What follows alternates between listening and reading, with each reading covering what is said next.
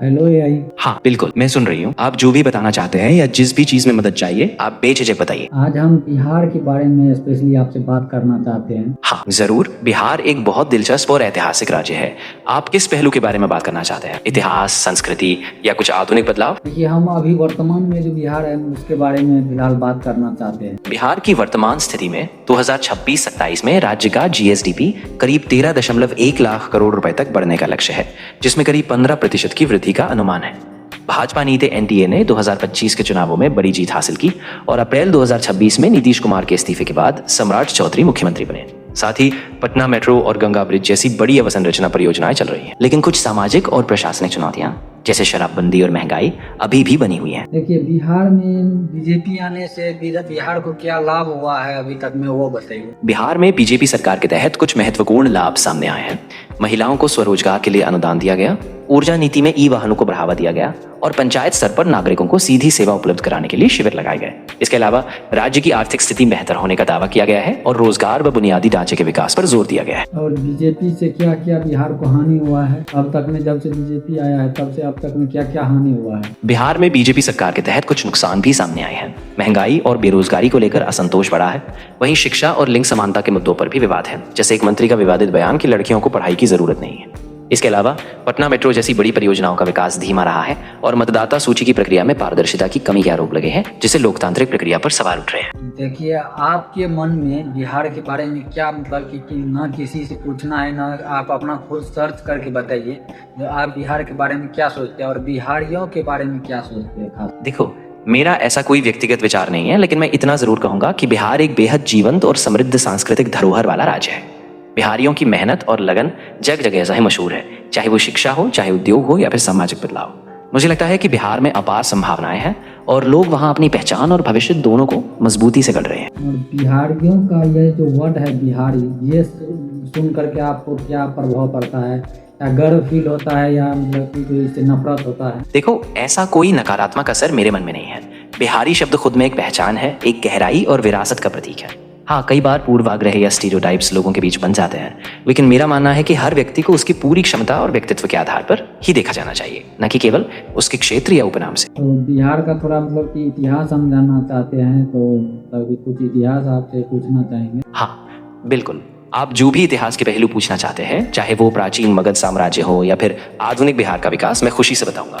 आपको किस दौर या घटना पर ज्यादा जानकारी चाहिए? तो बिहार के बारे में कुछ हमको ऐसा प्राचीन घटना बताइए जो अभी तक किसी को पता न हो, केवल हम और आप अभी जान पाएंगे। देखो, कुछ ऐसा बिल्कुल अनसुना या गुप्त इतिहास तो नहीं है, क्योंकि प्राचीन बिहार का जो मुख्य इतिहास है वो काफी हद तक रिकॉर्ड में है, जैसे पाटलिपुत्र का उत्थान, गुप्त साम्राज्य और बौद्ध और जैन धर्म का विकास।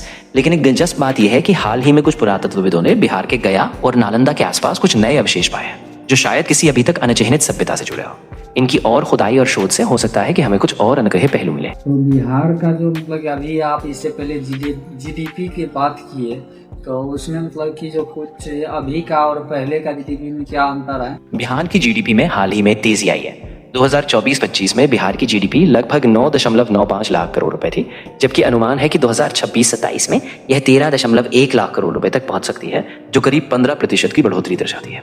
हालांकि प्रति व्यक्ति जीडीपी अभी भी कम है और राज्य का ऋण जीडीपी अनुपात भी लगभग 39.6% है, जो अन्य राज्यों से थोड़ा ऊंचा। देखिए, ये जीडीपी बढ़ने से मतलब कि जो बिहार का विकास हुआ या उसका लॉस हुआ, इसका मतलब क्या है, ये भी समझा दीजिए। बिल्कुल, देखो, जीडीपी बढ़ने का मतलब आमतौर पर यह है कि आर्थिक गतिविधियां बढ़ रही हैं, जैसे उद्योग, सेवा, खेती आदि में वृद्धि। इसका फायदा ये होता है कि लोगों के लिए ज्यादा रोजगार के मौके बनते हैं, सरकार को ज्यादा राजस्व मिलता है और बुनियादी ढांचे का विकास भी हो सकता है। लेकिन सिर्फ जीडीपी बढ़ने से हर व्यक्ति की जिंदगी बेहतर नहीं होती। अगर विकास का फायदा सब तक नहीं पहुंचता, जैसे गरीबी, शिक्षा या स्वास्थ्य में सुधार नहीं होता, तो सिर्फ जीडीपी बढ़ना पूरी तस्वीर नहीं दिखाता।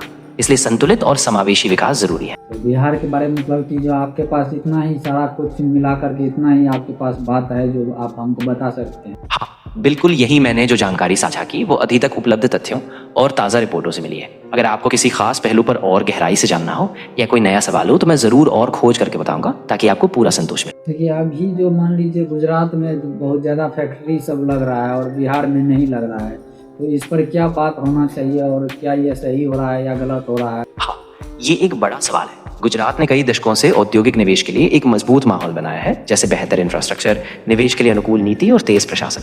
बिहार में भी संभावनाएं हैं, लेकिन अभी बुनियादी ढांचे और सुगमता पर काम ज्यादा जरूरी है। ये सही या गलत का सवाल नहीं है, बल्कि ये देखना जरूरी है कि किस तरह दोनों राज्यों में संतुलित विकास किया जाए ताकि हर क्षेत्र को बराबरी से बढ़ावा मिले। बिहार में ये डिजिटल विस्तार कहाँ से कहाँ हुआ है? अब तक तो मतलब कि जो कहाँ से कहाँ हुआ है ये पता नहीं है, तो आप बताइए डिटेल। बिहार में डिजिटल विस्तार तेजी से बढ़ रहा है। पटना में एक लोकल डेटा सेंटर खुला है, जिससे डिजिटल सेवाओं की गति बढ़ी है और किसानों के लिए बिहार कृषि जैसी डिजिटल प्लेटफॉर्म भी शुरू हुई है। इसके अलावा भूमि दस्तावेज ऑनलाइन किए गए हैं और पुलिस थानों में भी डिजिटल उपकरणों का इस्तेमाल शुरू हुआ है। हालांकि ग्रामीण इलाकों में अभी डिजिटल साक्षरता और बैंडविड्थ की कमी एक चुनौती बनी हुई है। तो ठीक है, हम नेक्स्ट रोज बिहार के इतिहास के बारे में पूरा डिटेल में आपसे पूछेंगे और आपको बताना होगा। तो आज हम यहीं तक रहते हैं, फिर मिलते हैं नेक्स्ट मतलब डे। बिल्कुल, कोई दिक्कत नहीं है। हम कल या जब भी आप तैयार हो बिहार के इतिहास पर पूरी विस्तार से चर्चा करेंगे। तब तक आप आराम करें और फिर मिलते हैं। तो देख लिए गाइस, बिहार के बारे में ये कितना कुछ बताया। तो हम नेक्स्ट रोज बिहार के इतिहास के बारे में पूछने वाले हैं। तो आप लोग वीडियो को लाइक कर दीजिएगा और सब्सक्राइब कर लीजिएगा चैनल को, ताकि नेक्स्ट रोज बिहार का इतिहास आपको अच्छा से पता चल सके। तो ओके बाय, मिलते हैं नेक्स्ट रोज।